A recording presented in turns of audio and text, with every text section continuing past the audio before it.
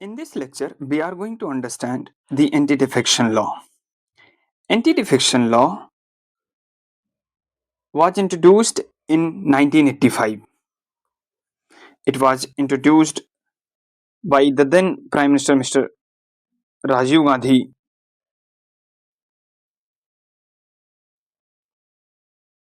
in 1985 through 52nd Constitution Amendment Act. Anti defection law की history कुछ ऐसे ही रही है कि 1960s तक कांग्रेस बोथ सेंट्रल लेवल और regional level that means state level दोनों पर डोमिनेट करती थी. कांग्रेस हेजमनी थी and Professor Rajani Kothari famously called it Congress era, Congress system. तो एमपीएमएलए का स्विच होना इतना ज्यादा कॉमन नहीं था, but after the death of Pandit Nehru party में फ्रेगमेंटेशन स्टार्ट हुआ और रीजनल पार्टीज भी इमर्ज होना स्टार्ट हो गई, जो कि इंपॉर्टेंट रोल प्ले करने लगी गवर्नमेंट फॉर्मेशन में और उसकी स्टेबिलिटी में, specially at a regional level. और ये पॉलिटिकल एलिजियंस स्विचिंग यहीं से स्टार्ट हो जाती है कि एमपीज एमएलएज जो हैं ये पार्टी स्विच करके किसी दूसरी पार्टी को, थर्ड पार्टी को ज्वाइन कर लेते हैं एंड फॉर्म अनदर गवर्नमेंट. तो ये पार्टी पॉलिटिक्स यहीं से स्टार्ट ज्यादा होती है, स्पेशली 1960 से. तो फेमसली आपने एक केस सुना है 1967 फ्रॉम हरियाणा, आया राम गया राम.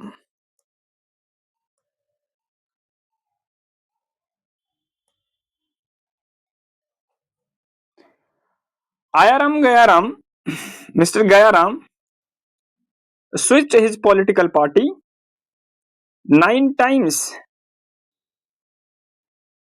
within one day. कभी वो आईएनसी को ज्वाइन कर लेते थे, देन कभी बैक चले जाते थे, फिर वापस आते थे, डेमोक्रेटिक फ्रंट को ज्वाइन कर लेते थे. इसी से ये बहुत फेमस पॉपुलर स्लोगन हो गया, आया राम गया राम.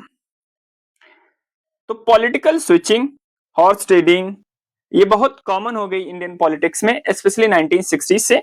और जब आप 1990 देखते हैं, जो कि कोलेशन गवर्नमेंट फॉर्म होती है इंडिया में, यहां इतनी ज्यादा हो गई कि गवर्नमेंट ही अनस्टेबल हो गई. तो ये बहुत कॉमन इंडियन पॉलिटिक्स में हो जाता है. इसी चीजों को प्रिवेंट करने के लिए to arrest the widespread practice of unprincipled floor crossing by legislators and eliminate the systemic bribery, corruption among elected representatives, and preserve long-term structural stability within parliamentary democracy, be introduced Anti-Defection Law 1985 through 52nd Constitution Amendment Act. Okay? But इस law में बहुत सारी problem हुई, अभी भी exist करती हैं, जिसका पॉलिटिशियन मेंबर्स मिसयूज करते हैं, और आज भी ये लॉ एक इफेक्टिव डिफेक्शन को प्रिवेंट करने में कहीं ना कहीं फेल हो जाता है. अभी एक रिसेंटली तमिलनाडु से केस स्टडी है डिफेक्शन की. Let us first understand that defection, then we will discuss about the provision of anti defection law. So Tamil Nadu में recently in 2026 election happened and TVK led by Mr. Joseph Vijay formed the government and he became the chief minister of Tamil Nadu.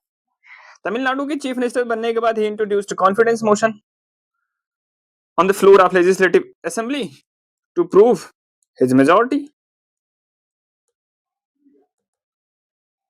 Okay, opposition में other parties हैं like DMK and AIDMK. So these opposition parties, especially AIDMK, introduced 3-line whip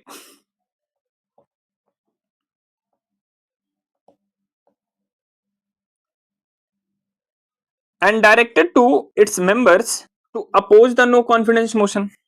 but AIADMK के 25 MLAs ने क्या किया, support कर दिया confidence motion, जो कि इंट्रोड्यूस किया गया था टीबी के पॉलिटिकल पार्टी से, जो कि अभी रूलिंग पार्टी है। This clearly amounts the defection, क्योंकि इन्होंने पार्टी के डायरेक्शन को वायलेट किया and now they are defector. And specially इसमें से 4 एमएलए जो थे वो तो रेजिग्नेशन ही दे दिया and join the TBK. So this matter is still pending before the speaker because AIADMK approached the speaker to disqualify these 25 MLAs, but still this matter has not been decided by the speaker. Correct? So एक defection का classic case है in 2026 from Tamil Nadu. Okay. So now let us understand the major provisions of anti-defection law. Anti defection law में कोई भी person तब disqualified होता है जब वो वॉलेंटरी रेजिग्नेशन दे दे अपनी पॉलिटिकल पार्टी से, फर्स्ट केस। सेकंड, अगर वो पर्सन अपनी पार्टी के डायरेक्शन को, अगर पार्टी ने 3 लाइन विप इशू कर दिया है और उस डायरेक्शन को वायलेट करता है and has voted against the party direction और रिमेन्स एब्सेंट, इस केस में भी वो पर्सन डिस्क्वालिफाई हो जाता है। अगर वो पर्सन पार्टी के डायरेक्शन के अगेंस्ट में वोट करता है और पार्टी इस मैटर को कंडोन नहीं करती है विद इन 15 डेज में, तब भी वो पर्सन डिस्क्वालिफाई हो जाएगा। For other members this criteria for the any members who belongs to any particular political party. But other members जो है, फॉर एग्जांपल नॉमिनेटेड मेंबर्स, ये नॉमिनेटेड मेंबर्स अगर आफ्टर 6 मंथ ज्वाइन करते हैं, इनको 6 मंथ का विंडो मिलता है। After 6 month if they will join any political party they are disqualified. Similarly independent member, अगर आप इंडिपेंडेंट मेंबर हो तो before the election you have to collaborate with someone, otherwise अगर आप इलेक्शन साइकिल के बाद ज्वाइन करते हो, मर्ज करते हो किसी भी पॉलिटिकल पार्टी से, then you are disqualified. But there is exception, if there will be 2/3 merger, then this 2/3 merger escapes the defection clause. For example ये केस हुआ आम आदमी पार्टी के साथ 2026 में। 7 MPs led by Mr. Raghav Chadha joined BJP. So ये defection के clause को ही skip कर गए, उन पर ये डिफेक्शन अप्लीकेबल नहीं हुआ। And this idea was introduced in 91st constitution amendment act 2003। पहले यही क्लॉज 1/3 क्राइटेरिया पर था, but after NCRWC recommendation this criteria was modified and became 2/3, little bit more rigid. And second exception ये है कि speaker अगर किसी अपनी पॉलिटिकल पार्टी से रिजाइन देते हैं और बाद में अगर वो फिर से ज्वाइन करना चाहते हैं, सो देन स्पीकर और चेयरमैन को उसी सेम पॉलिटिकल पार्टी को फिर से ज्वाइन करना पड़ेगा। इफ ही और she wants to join again any political party, he has to join the same political party. और ये सारा मैटर एंटी डिफेक्शन का will be decided by only one person, that is the speaker or the chairman of the house. अब speaker की post इतना ज्यादा politicisation है because speaker comes from political party. ऐसा कोई रूल नहीं है, जस्ट कन्वेंशन है।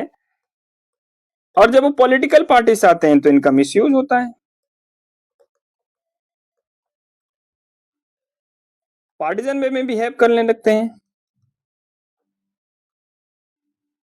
And this is the major problem in anti-defection law. Okay, so these are the provisions of anti-defection law. Now, let us understand the problem of Tamil Nadu. Tamil Nadu के case में होगा क्या? So, Tamil Nadu के case में TVK को 25 MLA support कर दिए हैं। तो AIADMK is demanding basically the resignation or the disqualification of these 25 MLAs. But ये मैटर अभी पेंडिंग है। But what if speaker accepted the defection, तो उसका कंसिक्वेंस क्या होगा? अगर स्पीकर ने डिफेक्शन को एक्सेप्ट कर लिया, इस केस में ये सारे मेंबर्स डिस्क्वालिफाइड हो जाएंगे और क्वालिफिकेशन होने के बाद वो सीट वैकेंट हो जाएगी, वहां अगेन बाई इलेक्शन होगा, ये मेंबर्स पार्टिसिपेट करेंगे और इनको टीवी के पॉलिटिकल पार्टी की बैकिंग रहेगी जो कि पावर में है, and then again very high chance to win the election and then again become the minister. Second case ये हो सकता है कि स्पीकर डिस्क्वालीफाई ही ना करें, then they will join the TVK and again become the minister. तो दोनों ही केसेस में whether the speaker will accept the defection और विल नॉट, वो दोनों ही केसेस में मिनिस्टर बन जाएंगे। एक इंपॉर्टेंट प्रोविजन इस एंटी डिफेक्शन लॉ में ये है कि एक बार पर्सन अगर डिस्क्वालिफाइड हो गया, the person cannot become the minister. This was introduced through 91st Constitution Amendment Act 2003. But वो फ्रेश इलेक्शन के थ्रू अगेन मेंबर बन सकता है, इस प्रोविजन पर कोई बार नहीं है। और होता ऐसा है कि जैसे ही ये पर्सन डिस्क्वालीफाई होगा, वो सीट वैकेंट हो जाएगी, उस सीट पर बाई इलेक्शन होंगे एंड वो पर्सन फिर से पार्टिसिपेट करेगा और हाई प्रोबेबिलिटी है पार्टी की सपोर्ट से the person will win the election and again become the minister. तो ये एक यहां प्रॉब्लम है। So this is the classic case study of defection from Tamil Nadu. Okay. So now the dilemma of anti-defection law कैसे fail करता है Indian parliamentary democracy में। 1985 be introduced this provision. अगर इस प्रोविजन को हम स्ट्रिक्टली इंप्लीमेंट कर दें तो इंडिविजुअल एमपीज के जो रोल है वो डिक्लाइन करने लगता है, क्योंकि उनकी चॉइस, उनकी ऑटोनॉमी रह नहीं जाती। They are now just rubber stamp of political party. जो भी डायरेक्शन पॉलिटिकल पार्टी देगी वो जस्ट उसी को फॉलो करने के लिए बाउंड होंगे, वो एग्री करें और डिसएग्री करें। So there is no chance of disagreement from political party और इवन एनी पर्टिकुलर पॉलिसी। वो चाहे आइडियोलॉजिकल डिफरेंसेस हो, पॉलिसी पर डिफरेंस हो, उसमें कोई डिफरेंस नहीं है। You have to follow the party direction, otherwise you will be disqualified. So ये क्या करता है कि इंडिविजुअल ऑटोनॉमी को, जो एमपीज की ऑटोनॉमी होती है, ये हैम्पर होती है। And what about the MPs accountable towards the people, their constituencies.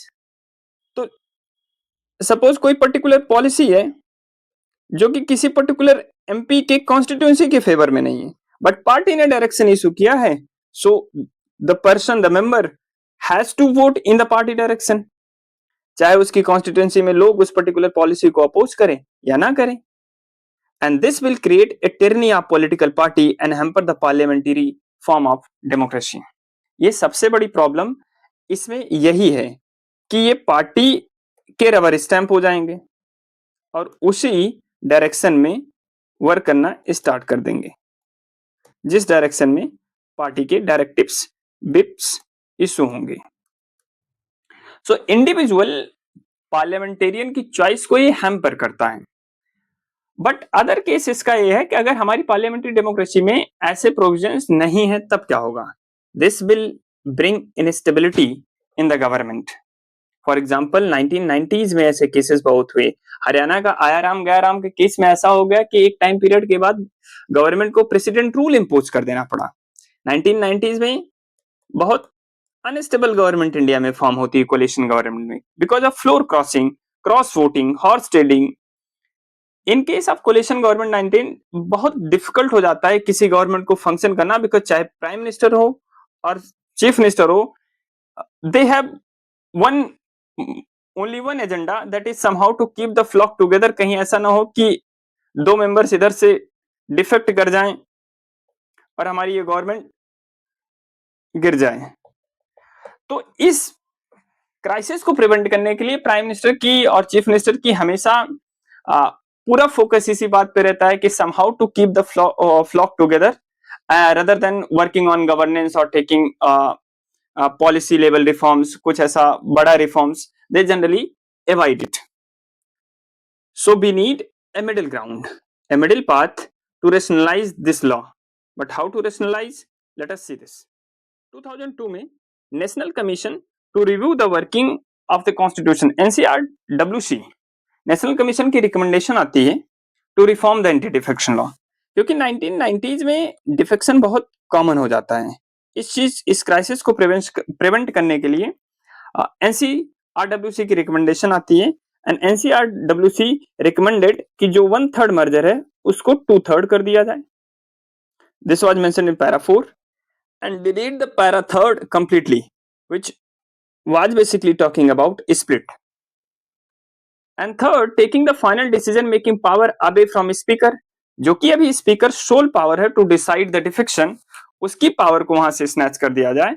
And then this disqualification should be decided by president and governor based on the binding advice of the election commission of India, जैसे कि normal defection में work करता है.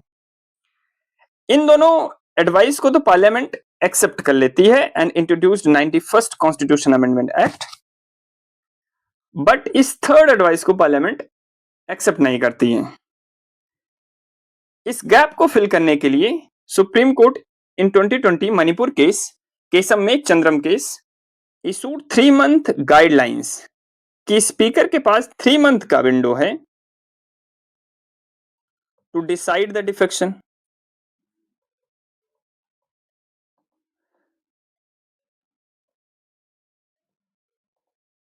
और qualification. But again ये guidelines ही थी, तो still it has been misused by the speaker. अभी भी इसका मिसयूज होता है and they do not follow this 3 month guideline. एक क्लासिक स्टडी 2020 में महाराष्ट्र में होती है इन पार्टी नेम शिवसेना.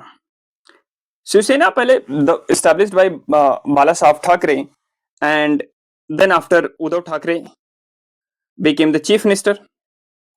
But 2022 में ये होता है कि one faction led by Mr. Eknath Shinde claimed that they are real Shivsena,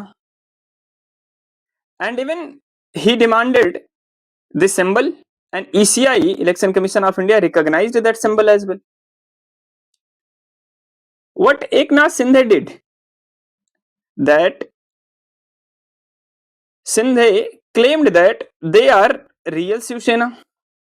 वो ऐसा इसलिए कर रहे थे क्योंकि if they will declare split they will be disqualified, because यहां पर ये पैराग्राफ ऑलरेडी डिलीट कर दिया गया है.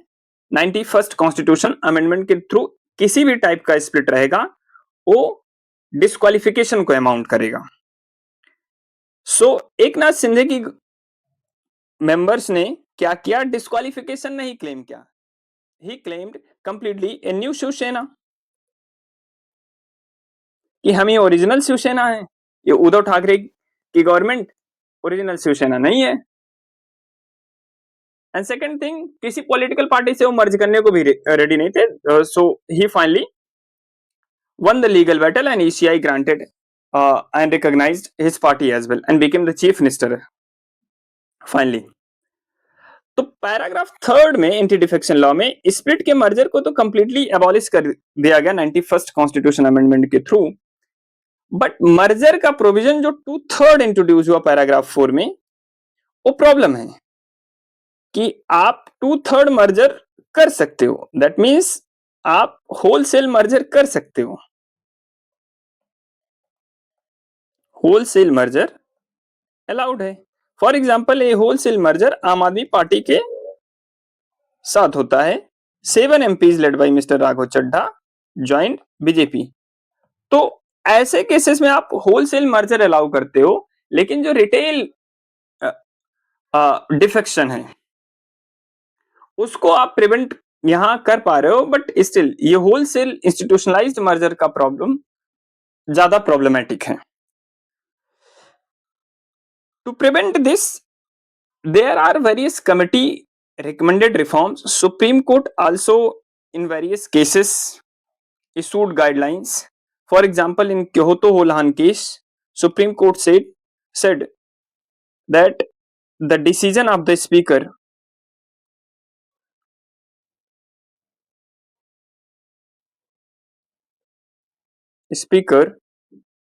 comes under judicial review. But इस जजमेंट में प्रॉब्लम ये थी कि supreme court will look only the intent of the speaker और मेरिट, नॉट द प्रोसीजरल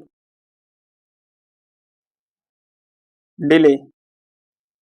तो इस चीज को, जुडिशियल रिव्यू को अवॉइड करने के लिए जनरली स्पीकर क्या करते हैं कि डिसीजन में ही डिले कर देते हैं। कभी कभी इतना डिसीजन डिले हो जाता है कि पूरी असेंबली का टर्म ही फिनिश हो जाता है और मेंबर डिस्क्वालीफाई नहीं होते। क्लासिक केस इसका ये हुआ तेलंगाना में। तेलंगाना में केस हुआ ये कि बीआरएस पॉलिटिकल पार्टी है तेलंगाना की, और उनके 10 एमएलए जो थे वो क्रॉस कर गए and join the ruling Congress political party. तो BRS approached speaker, but speaker ने इस मैटर को इतना डिले कर दिया, he took 7 month to decide, और फिर भी वो फाइनली डिसाइड नहीं किए। Then supreme court issued again guidelines that speaker should act in a non partisan manner. Even the former CGI, Mr. Gawai, said Speaker should act as a non-partisan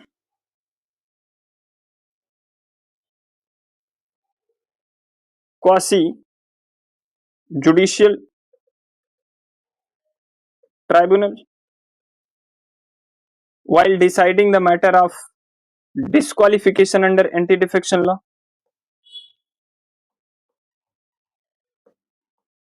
but कौन ही follow करता है इसको?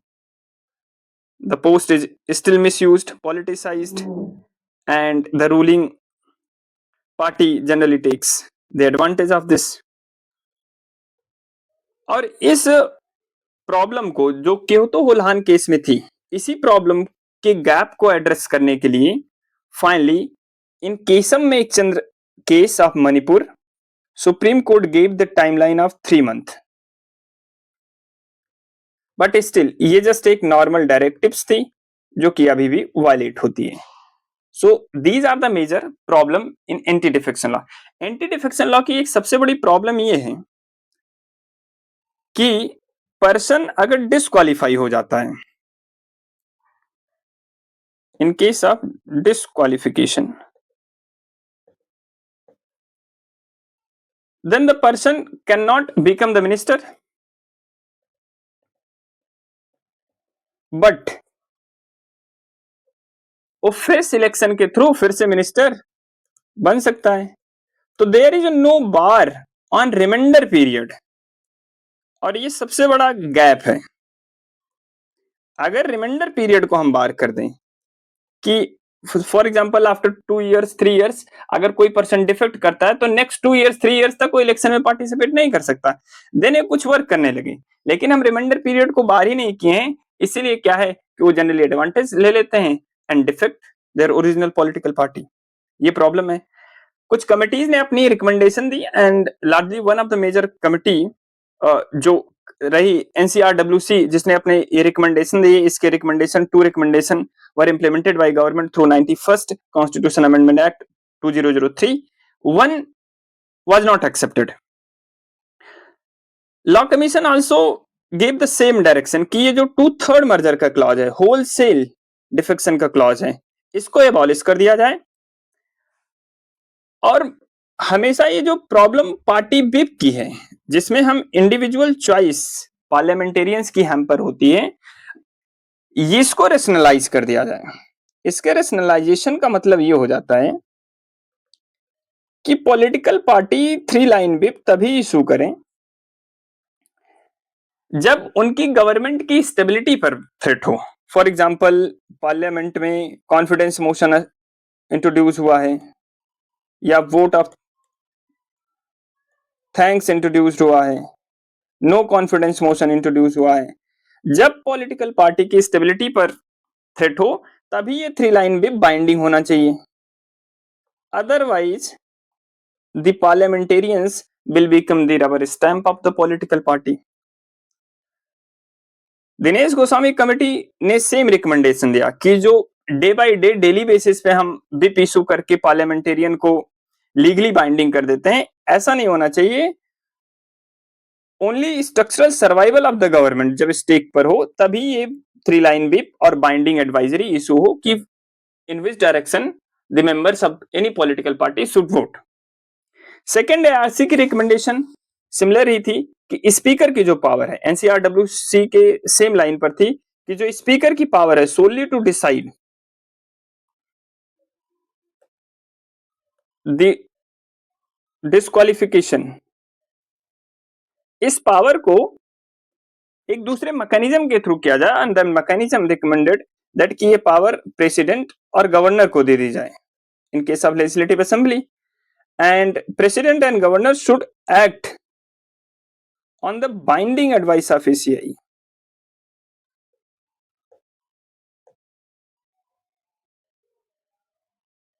जैसे कि normally other disqualification में होता है।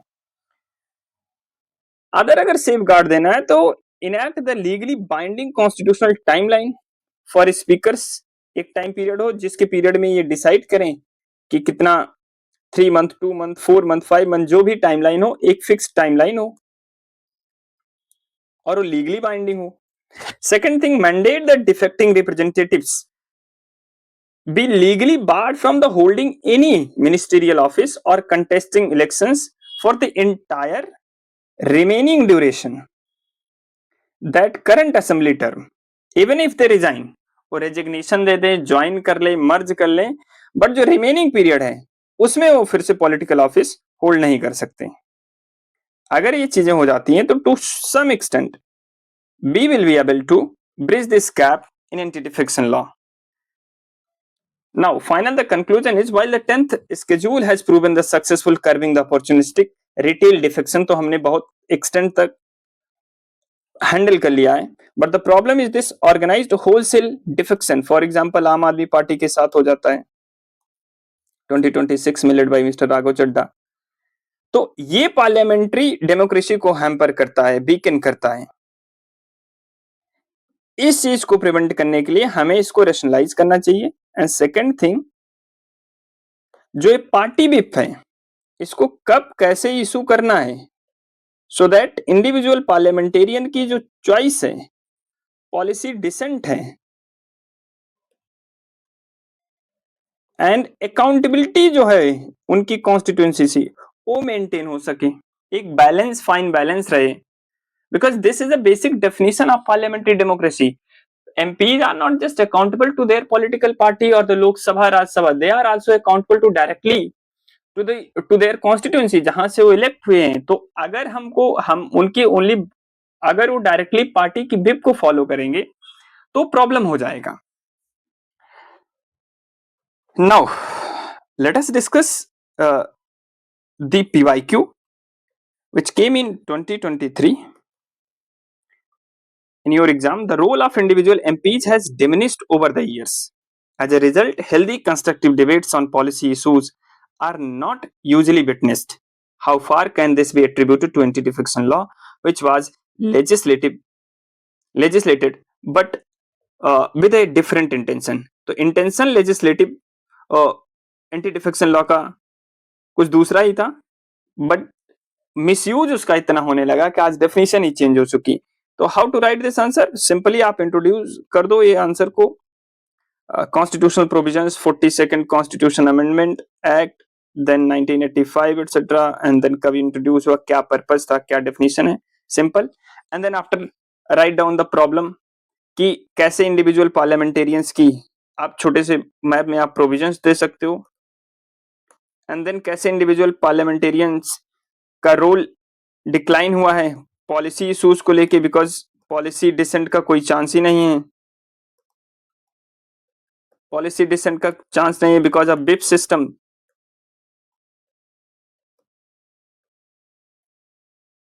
ये MPs just acting as a rubber stamp and then after आप डिस्कस कर सकते हो कि इस डिफेक्शन में, इस लॉ में, एंटी डिफेक्शन लॉ में प्रॉब्लम क्या है,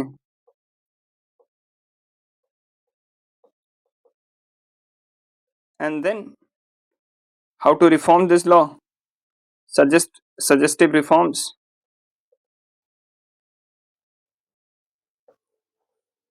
like Supreme Court judgment, like ARC recommendation, Dinesh Goswami committee recommendation, like you can say NCRWC recommendation. Okay, and then after you can also write down the some important provision, for example, strict timelines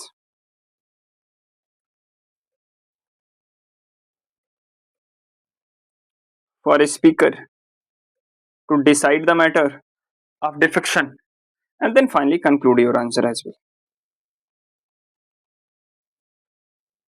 Okay, so this is a raw structure of your answer. And one practice question: the anti-defection law was intended to bring stability to the government structure. However, it has been often criticized for limiting the freedom of speech of legislators. तो कैसे होता है? Again, because of the big problem. Discuss the structural flaws and suggest some reforms. एक important question यहाँ इस topic से हो जाता है कि आपको आ सकता है, आया भी है एक बार, I think 2019 PYQ, the decline of India's parliamentary system.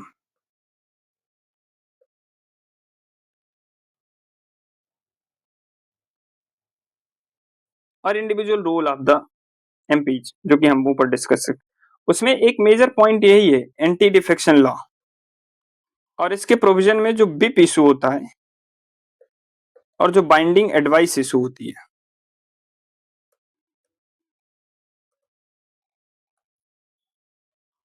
और इसका मेजर लूपहोल जो है, ये प्रोवाइड करता है पार्लियामेंट्री डेमोक्रेसी में एक अनस्टेबल गवर्नमेंट को, और हम आज तक इसको प्रिवेंट करने में बहुत ज्यादा सक्सेसफुल नहीं रहे हैं. So for that we need reforms in our law.